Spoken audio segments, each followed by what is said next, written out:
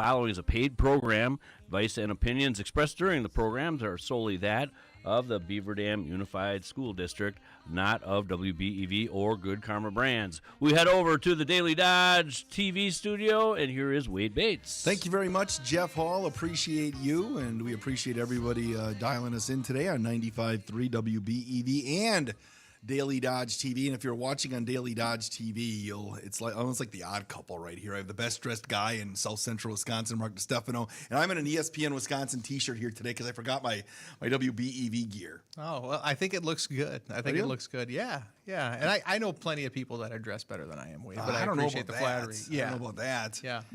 Mark is wearing a zoot suit right now, leisure suit. No, I don't. No, I got this one on clearance several years ago. Awesome. Hey, Mark is the fine superintendent of the Beaver Dam Unified School District. We get together once a month here to kind of talk about all the great things going on in the district and keep everyone informed. Mark, since we last talked about a month ago, lots gone on, hasn't it? Yeah, we've got a lot going on. I mean, our kiddos are kind of in that postseason wrap up for all their activities and athletics.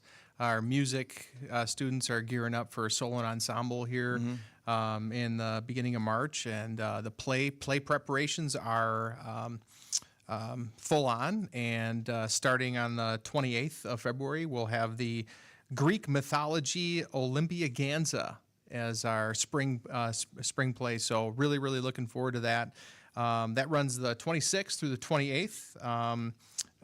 Those shows are in the evening, and then we do have a matinee on March 1st. So when people can get their tickets at the door, they can also get them Fox Brothers Piggly Wiggly, which I know you guys are familiar with. So looking forward to having an outstanding turnout. Our group really does a phenomenal job. It's always interesting. You have the musical in the fall, and then you have the springs usually. Obviously, more of a dramatic. This is a comedy. I think Ryan told me yesterday on Inside Beaver Dam Athletics and Activities. But it's great to see the diversity of the students at the high school to go in different genres, and because the spring play it could be a serious play one year, it could be a comedy, it could be something that's kind of a mix, and they're still able to pull it off in full fashion. Yeah, they rise to the challenge, and I think what people appreciate is that we do things that are both unique as well as classic types of performances, and our students always rise to the challenge. I mean, I think of some of the things that they put on in the last couple of years, and we had people coming from outside the area just complimenting the talent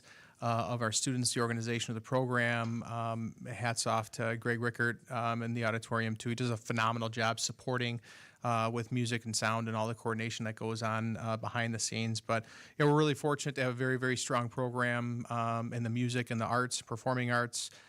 Doing a great job with that. Like I had said, solo and ensemble is always a big event, and we're fortunate enough to be able to host that. Yeah, which is an awesome day. Yeah, it's awesome. So many different activities and a lot of helping hands. So thank you in advance to all of the folks that lend a hand and volunteer some time. A little bit goes a long way, and we've got people from different service clubs and organizations, parents, grandparents, community members. So, and if you're interested in helping out, just reach out to one of our music teachers at the high school.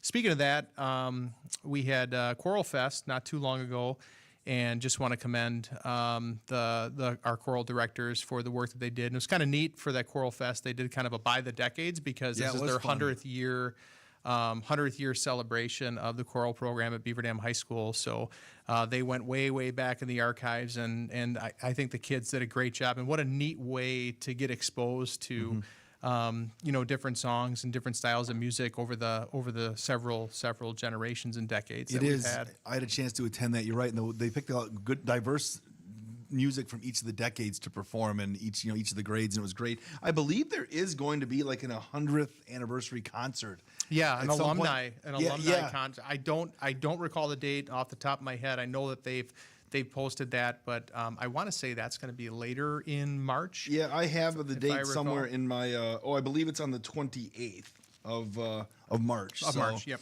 Yeah, so that's a must attend. And you mentioned solo ensemble. Number one, were you ever in solo ensemble? Were you ever in? Yeah. In the what did you do? Trumpet. Your trumpet. Did you have a solo, or did you work like a trio or a group? No, I think it was a solo. But I was, when it comes to music inclination, I was the second most talented in our family, and there was a big drop off from the most talented person. So my middle brother was amazing. He was an amazing percussionist. Actually, played in the Milwaukee Youth Symphony. And it was just amazing. And then we were all expected, because of how advantageous it was from a development standpoint, to participate in music, Sure. right? So we did that. And I chose the trumpet, which, I was fair to Midland for a while, and then my career ended a little bit earlier than maybe it should have, by choice. But yeah, I still liken back to that time. It was great.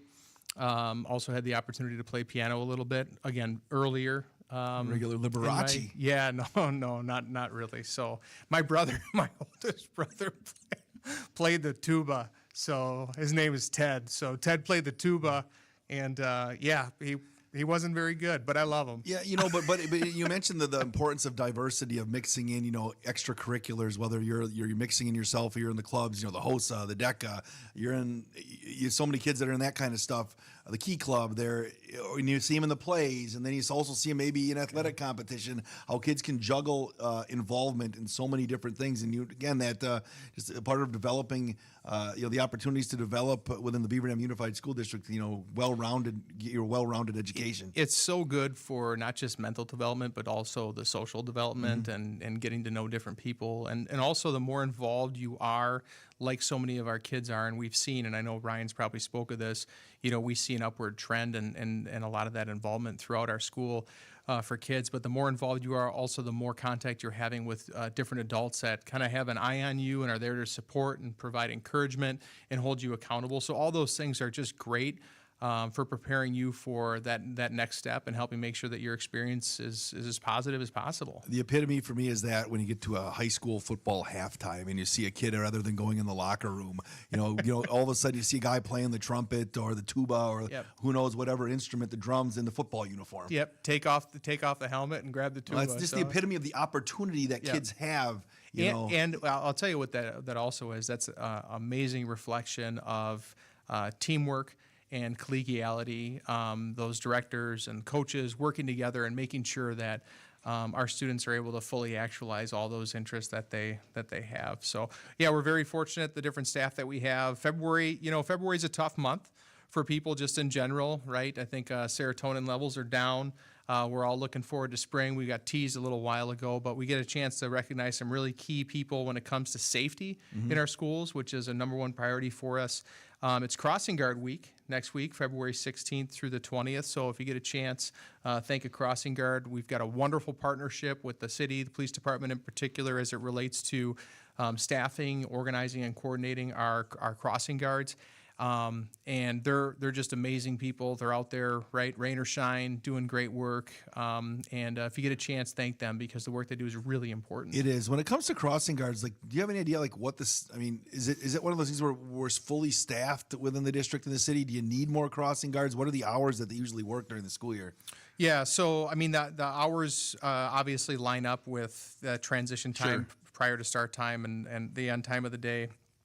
From a staffing standpoint, we've been pretty fortunate. We've got some crossing guards that have been in place and been doing this for years, and they're phenomenal. So we do a great job. By we, I mean our police department, school resource officers, other community members, and partnering to help make sure that we are fully staffed with that. So we do a great job making sure all those intersections and key areas are covered.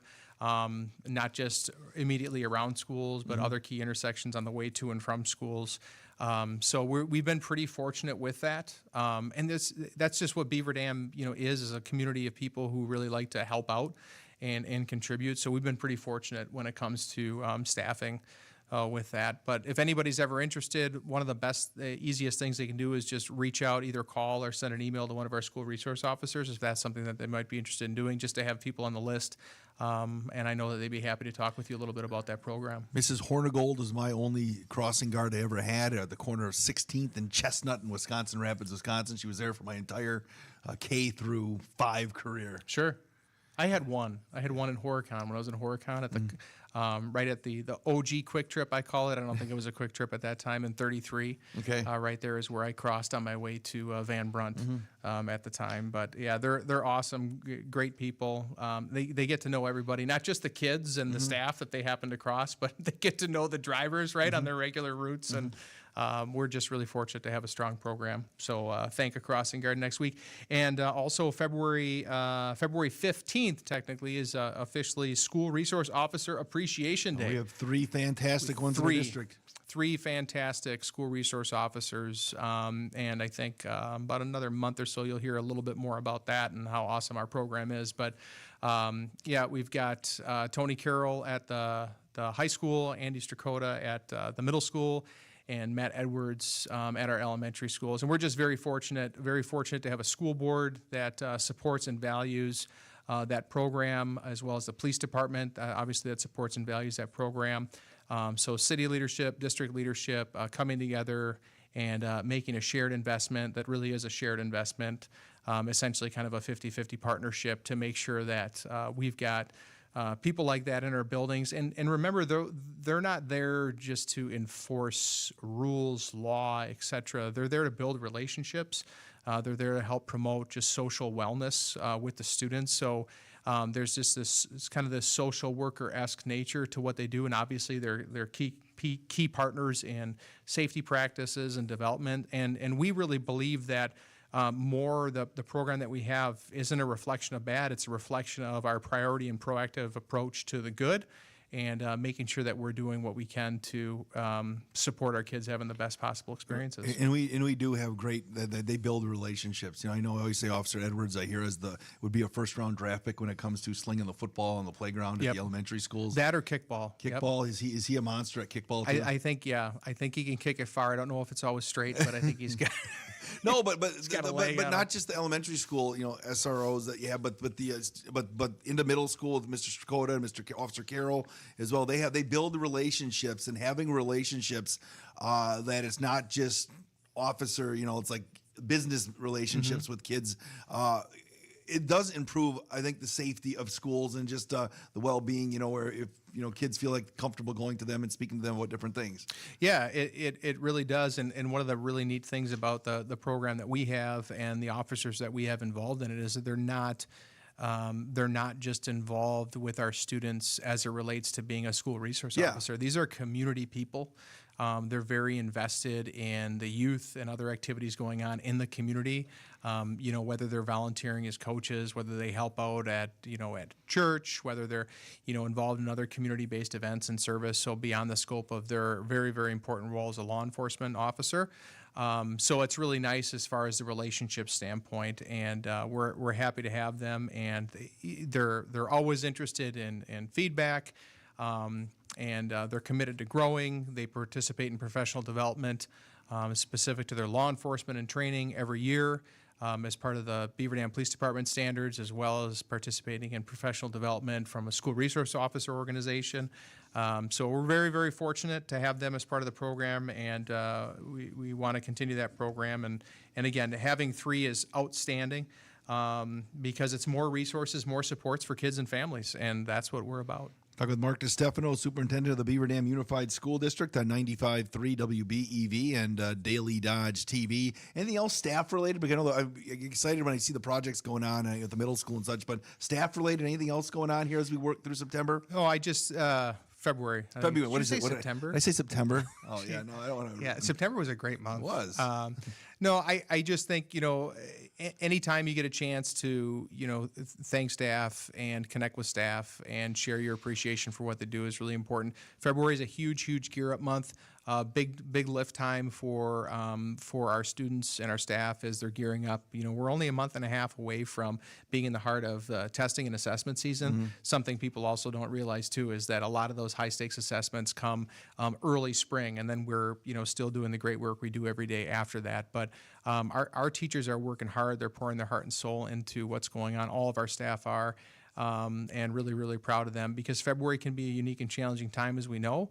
But they keep their foot on the gas, and they're bringing everything they can to the table every day. All right, now can we transition to I'm always interested. I'm always checking bdusd.org because you have a great tab on the front of the website where with the projects that are going on from the referendum and other stuff, you can find out what's going on, and there's a lot of moving and shaking right now. Yeah, there is, and I appreciate you mentioned that. Just a reminder too. After we talk through a couple of things here, you can always and please do go to the website. It's right there. There's a bucket. reference the projects, and you can click on that. You can see the monthly updates. We've been doing those since the beginning, and we're going to do those all the way through to the end. Monthly snapshot update, so people know what's going on, why it's happening, etc. In addition, something else that we have going on is with the new middle school site, we do a drone flyover once a month. So we cover the actual building area proper as well as the entire campus, so people can start to see and appreciate the development there going on. We've got a lot of positive feedback from that, just because it gives people another view to fully appreciate what's going on and how that campus is really going to develop into a community campus. So overall, we've been very, very fortunate, very blessed as it relates to the project. Washington continues to track on time with what we're trying to do and the targets we're trying to hit. Art and music rooms will be wrapping up here in the next few weeks. So if folks remember, we had done the commons. We turned that over. Kids are using it. Everybody loves it, which is great. That freed up space to be converted into a designated art and music space, which that building didn't have. And those spaces are coming along very, very nicely. So they'll start to transition into those spaces this spring. And then this summer is really going to be hit hard at Washington with other renovations, updates, key improvements on that site. From a district-wide standpoint, the Lincoln and Prairie View campus are really the priority for this summer, so improving flow, traffic safety, et cetera. And then Lincoln and Washington playgrounds will also be done this summer. So what types of things, how does that work? I mean, obviously it's always sometimes, you're always trying to make things better when it comes to, you mentioned flow, talking about like pickup times and things like that, and just in general getting around the properties. Yeah, so how, different stakeholders and entities kind of converge at the beginning and at the end of the day for, drop off and pickup are really important. So making sure that you've got quality separation of bus traffic, student parent drop-off traffic, as well as pedestrian traffic. So a lot of opportunities at Lincoln. One other thing I want to mention about Lincoln, Lincoln is really kind of uniquely located, and people don't fully appreciate that sometimes. So people know that it's adjacent to the high school, and you've got McKinley. And then Lincoln still has immediate neighbors within the block that Lincoln sits. Immediately to the north are the backs of a number of houses, and then immediately to the southwest, there are a couple of also some property owners. So the north, we want to do a good job of being good partners with that. So once we lock in a couple more details with the plans, we feel good about where we're at, and we make sure that we're meeting some of the expectations obviously the city has for us. We want to also partner with some of those neighbors. So we'll be reaching out to our immediately adjacent neighbors. So in other words, if we share a boundary, and offering them an opportunity to come in and share some feedback relative to what we're doing. We're just trying to create a little bit of a more deliberate and better buffer, so that nobody feels like their yard's getting taken over, or we don't have any unnecessary rubs and rifts associated with that. Because sometimes there can be stress points, and most of the neighbors have been really pleased and generally positive, but there are opportunities for improvement. We want to address that. So we'll be reaching out to them, and hopefully they'll have an opportunity and decide to come in and talk with our facilities and safety officer and business director to provide some feedback on our plans. I know you weren't around, but when Lincoln was, what year was Lincoln built? What year is that? Was that in like the 60s? So when that was put there, I'm trying to see if I remember photos. Was the school there before the area, the residential around it, or did they just find the spot close to the high school? I was trying to remember, because I think I talked to people about that before. Because like Prairie View, when Prairie View was built there, that was kind of the first thing there, wasn't it? Yeah, that was basically a field. Yeah, and then the community built around it, just because because obviously having a school is great for residential type areas. And yeah, I mean Lincoln wasn't originally there at all. I mean, like if you go way back in Beaver Dam's history, but it was set up as a neighborhood school. And I think over time, just because of traffic flow and other expectations, I think its campus has kind of evolved. And things that have maybe improved the campus haven't always necessarily improved the neighbor experience. And we're trying to find that balance and recapture that. And this is our opportunity to do it. So we're pretty hopeful and optimistic for that work. And then really excited, Prairie View's it's a hot spot relative to after school activities in the fall and the spring, because it holds our soccer fields. we're going to be looking at how do we enhance parking opportunities and how do we help make sure that traffic is off of Crystal Lake Road as much as possible during pickup and drop-off time. So making some adjustments to the flow, the parking lot layout a little bit there, and also doing some other stuff to make sure that people have quality access to key amenities during events. So really excited about that work. There's still a little bit of a ways to go, finalizing some stuff with our civil partners, and then some other coordinations with the city to make sure that we're addressing the things we need to.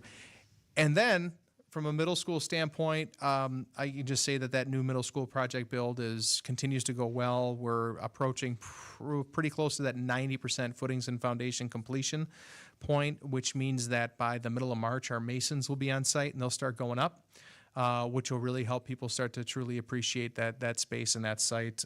Very, very excited about that. Something else we should be landing on because essentially all the bids have been bought out. There's a couple of other things that we're working through, but probably in the next 5 weeks, we should have our GMP set, which is our guaranteed kind of maximum price for the building part itself. The way things are looking, we feel very confident that we're going to be able to deliver this whole package of projects under budget, which is great. Now, it's not going to be grossly under budget by any means, but I think it's going to be under budget enough that we're going to have some other opportunities, and I think that'll be great. And we want to be great stewards of the community's investment when people voted and the majority of people supported this project. So I'm really excited about some of that and some of those ongoing conversations that'll happen likely later in the spring with our board. We are talking with Mark DiStefano, Superintendent of the Beaver Dam Unified School District on 95.3 WBEV and Daily Dodge TV. The School of the Month, the Jefferson Jaguars. Jefferson Jaguars. They're the Jags, right? The Jaguars. They're the Jaguars. And Jaguars? How do you say it? Jaguars. Jaguar. Because some people say Jaguars. Yeah, well, there's no W or I, Yeah, so so I Jaguars. go with the Wars. Yeah, I Okay. go with the Wars. Jaguar. So Jefferson. Jaguar. Yeah. So Jefferson, again, a lot of people are familiar, some people aren't. It's a 3-section elementary school, about 317 students, class size average of about 17.6. Okay. And I'll highlight that a little bit later. We have phenomenal class sizes in our school district. And we do a great job staffing to enrollment, and we really believe that, class size isn't necessarily the biggest differentiator in the world, but when it comes to making sure that we've got quality classroom communities and our teachers are able to, really get to know the kids and differentiate, having good class sizes is a value add. So really excited about those class size averages that we have, especially at the elementary. I think they're some of the best in the state. Jefferson Elementary is a multi-year award-winning elementary, is a Wisconsin School of Promise. So that's an award that is designated each year to schools that are essentially outperforming their peers of like demographics, et cetera. So, and Jefferson has earned that designation multiple years in a row. Multiple years. I got the award again last year. Last year they also saw, or this fall, we saw an increase of 4 percentage points on their report card score, which is outstanding. So a lot of good stuff going on at Jefferson, and a staff that's committed and embraces the reality that, hey, we're doing good, but we can do better. And they're all in on that. So really, really proud of the work that they're doing. They just wrapped up some performance and updates sharing that they did regarding their reading, math performance, as well as some of the attendance and social emotional metrics that they keep. And they're trending well. Reading, very impressed with some of the work that's going on there. And just such a great focus and some of the creative efforts that they have relative to attendance and building relationships with families. Oh, Jefferson, south side of town, if people aren't familiar, right? South side behind. Where do their boundaries stretch within the city? And they go a little bit beyond because did they absorb some of the South Beaver Dam students that were out there? They absorb most of the South Beaver Dam, essentially all of it. Yeah. There's a couple of unique locations that as the south portion of their elementary boundary kind of meets where Prairie View's south portion actually meets. So Jefferson would be like the south, due south into southwest, and then Prairie View would be like the southeast side. So there's a little bit of a boundary edge there that sometimes we get a little bit of overlap. But yeah, generally speaking, and then they work up to the north towards where Washington and Lincoln are. But essentially, once you're south of 33 or Park, you're in that Jefferson. Sure. You're in that Jefferson boundary. They got a good area. portion of kids at bus, but a lot of walkers and like community type kids at that Yep. school. Yep. Yeah. Really good blend. Really good blend. And in that area, I mean, there's a lot of housing, a lot of quality, housing area there. And attendance at Jefferson is strong. Enrollment's strong there. And that campus will wind up being, I think, as the crow flies, it's like 600 yards from the middle school campus. So really, really nice. And something to, reiterate there too is, one of the nice things that has come up in conversation about the new middle school, people talk about, how are kids going to get there and things like that. Well, they're gonna walk if they're within the appropriate walking distance, and if they're not, which is when you start to get north of Park and 33, they're going to be bused. And we've got routes already that kind of come through that area, and we're going to have more kids having better access to transportation. And that's one of the things that districts do to help improve attendance anyway, is to increase access to transportation. So this blends really well with some of our targets and our hopes, because we want all of our kids to be in attendance, obviously, as much as possible. And sometimes there's variables that kids can't control, and the more kids that have access to routes and transportation, the better. But back to Jefferson, I mean, very passionate staff team. If you look at the numbers, Jefferson's our most diverse school community in our school district, and they're really committed to that mantra of strong minds, strong bodies, and big hearts. And I really like what they're doing with their assemblies and their student-led efforts. That coupled with just another example of an outstanding PTO, they have a lot to be proud of. They've got some lofty goals, and I believe that they're going to hit them in the next couple of years. And looking forward to see what happens at Jefferson. Again, good job to everybody over at Jefferson, and again, they do a great job. I've spent some time in that school for various reasons over the years, and everybody's very friendly and passionate about what they do. Great campus. They've got their own little arboretum over there Yes. too. They plant a new tree every year.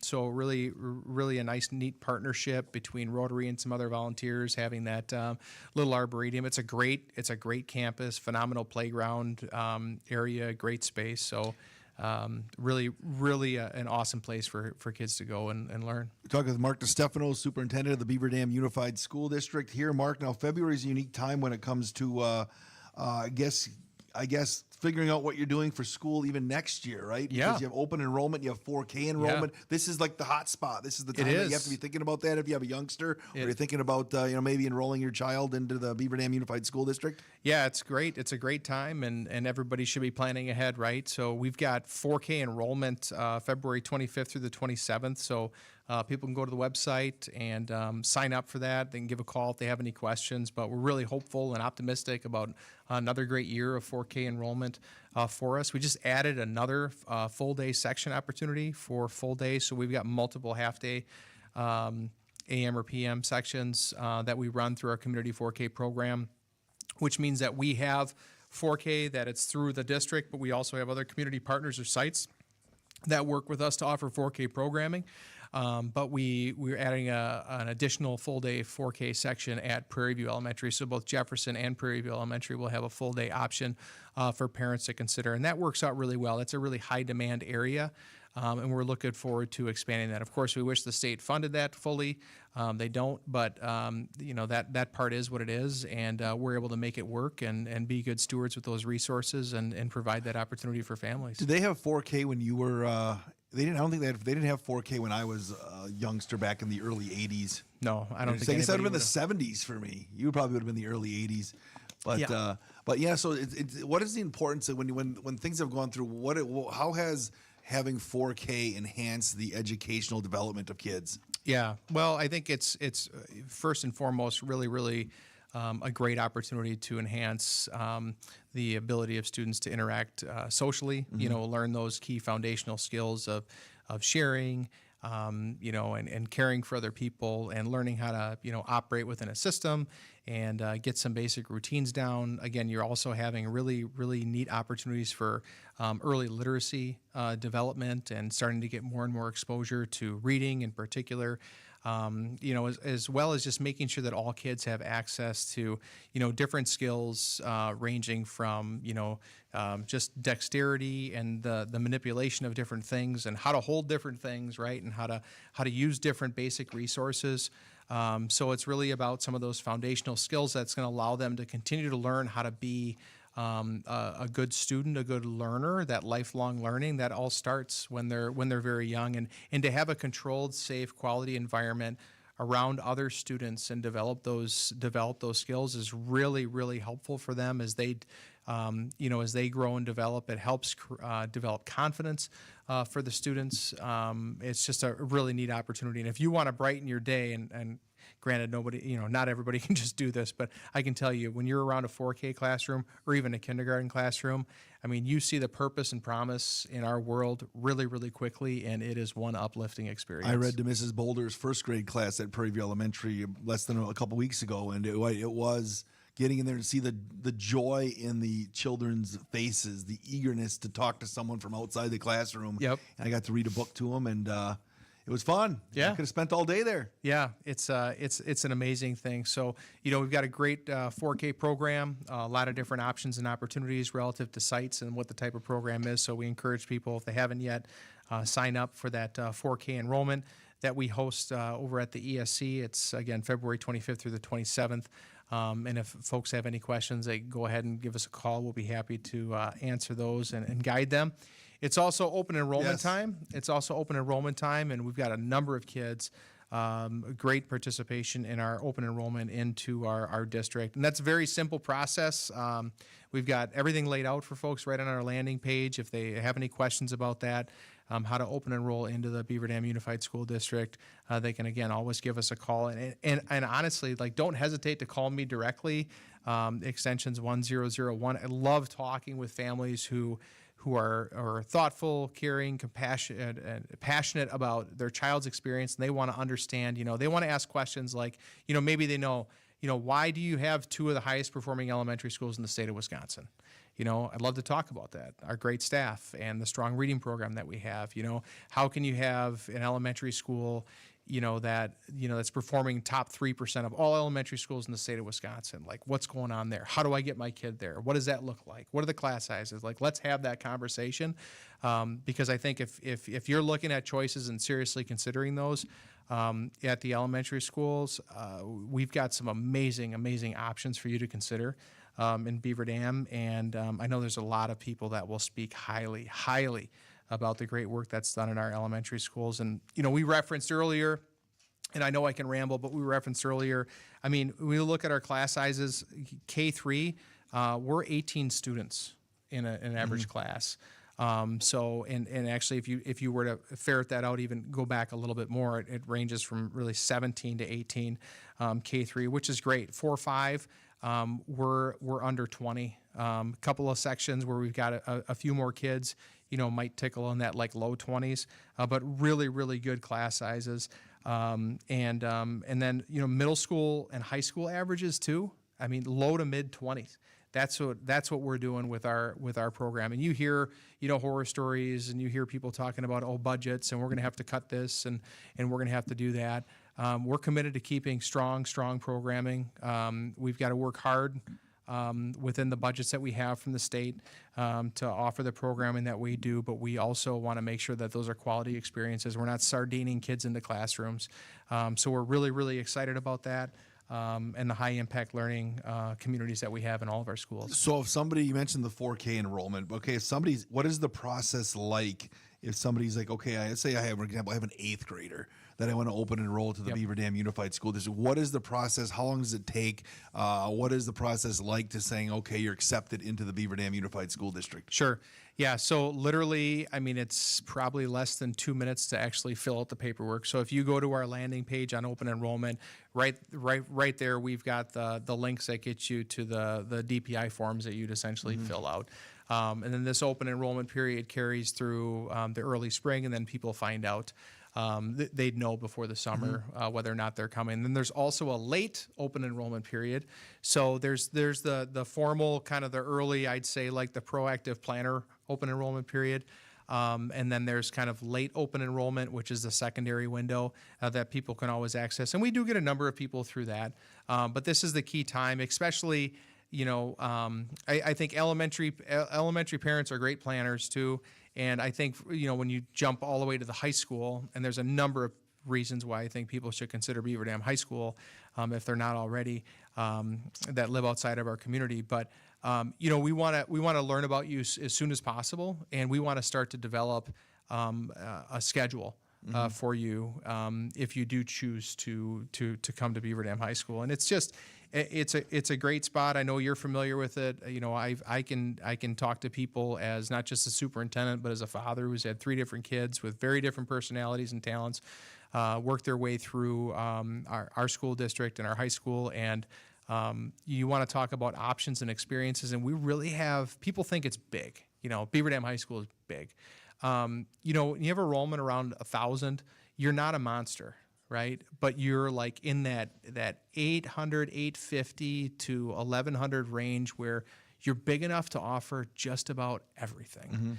But you're also scaled enough where people can have truly an intimate experience, get to know kids, get to know teachers, and it's not too big. So we're very fortunate, and I think schools in Dodge County, we've got a lot of phenomenal school districts, and a lot of different options and choices that I think are great. But if you want your child to have access to, the most opportunities relative to advanced courses or access to technical school classes, other college classes, clubs, activities, scholarships. I mean, the $500,000+ in scholarships awarded to our seniors every year locally, right?